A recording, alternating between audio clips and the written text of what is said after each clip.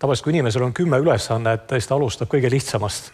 Kuigi me teame, et kõige suurem mõju on kõige keerulisemal ja ma olen oma tiimides tihtipeale üritanud sellist kokkulepet teha, et kui meil on 10 ülesannet, alustame iga hommik kõige raskemast. Ja kui need 3 lihtsamat jäävad tegemata, et las nad jäävad, sest neist väga palju ei sõltu.